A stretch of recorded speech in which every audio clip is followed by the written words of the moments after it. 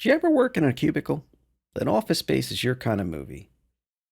Spoilers will be in this to discuss the movie. It's an older movie, but it's one of Mike Judge's best productions he's ever made.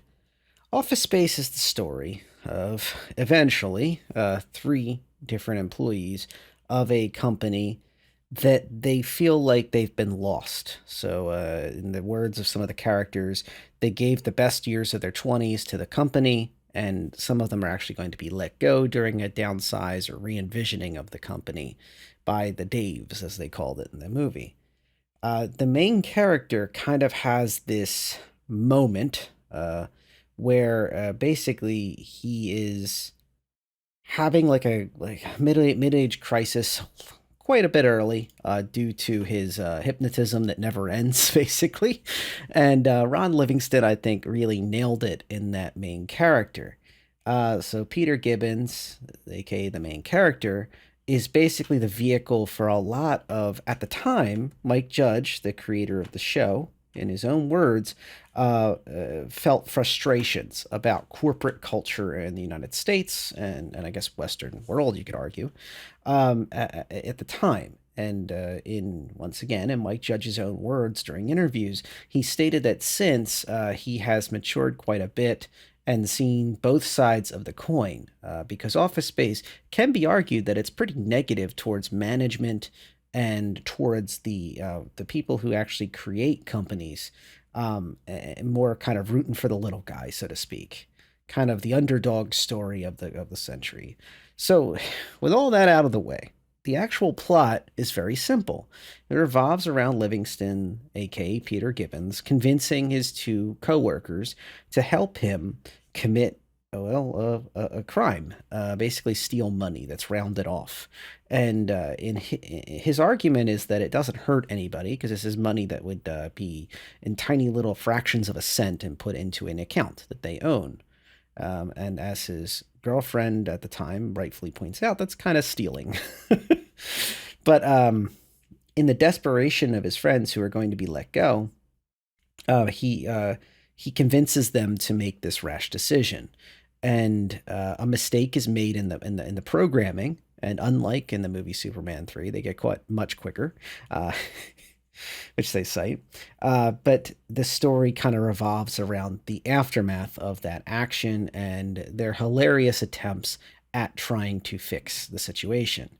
But what I'm going to choose to kind of comment on here is not about the very basic plot, which is very snappy and very tight. And I have to compliment Judge's work. He also he directed it as well as screenwrote this. Um, and the character of Milton is in there heavily, one of his creations, to help kind of root this system down and make it kind of have somewhere to kind of ground to. I'll comment more on the actual corporate culture mentions. This feeling of hopelessness, listlessness, that there's a commonness of nothing matters, nothing is enough, and that melancholy attitude, I think, once again, created this jaded character group that suddenly realized there is a lot to lose, and there is a lot in life that they want to stay out of prison for. So if you're interested in that kind of storyline and kind of rooting for the little guy, it's a great story if you haven't seen it. This is a little dated, so we're talking about 1999 was the release date, and it is a low budget flick. So if you're into create content creation, it's actually a pretty interesting movie because looking back again when I rewatched it, I'm noticing a lot of little nuances about how they could cut corners, or they used an existing restaurant, they used existing apartments, things that were very cheap, things that are very easy to shoot at, their film. And I got to give them compliments where compliments are due. Mike Judge traditionally was into cartoons, Beavis and Butthead and Milton and all those other creations he made.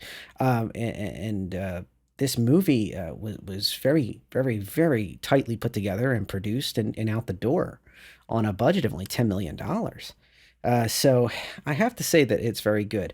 Also, an outstanding performance by Jennifer Aniston. So she is in and out of the movie. So she's not. She is technically a starring role, like she's on the paper and everything. But um, what I would say is that more of her character is in and out. where it's necessary, and then she's back out the door.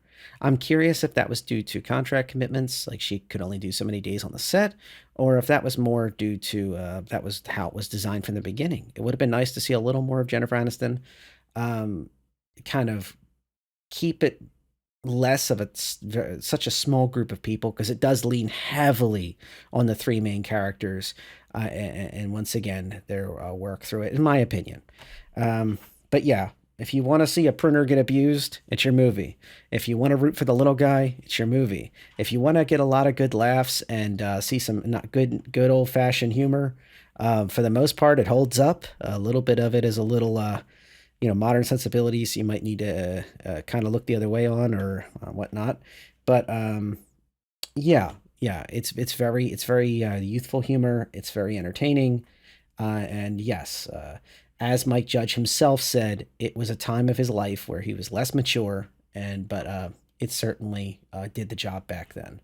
It wasn't a smashing success, interestingly. It only made $12.2 million worldwide. But I think that this film is going to last far longer than films that made far more than it in that time period.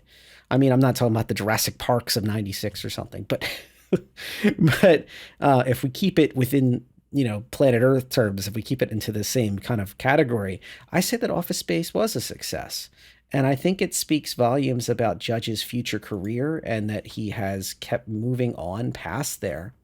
And I think it was one of the better movies, and I think it also set up a lot of what he learned for how to make a snappy, low budget, and well written movie like Idiocracy.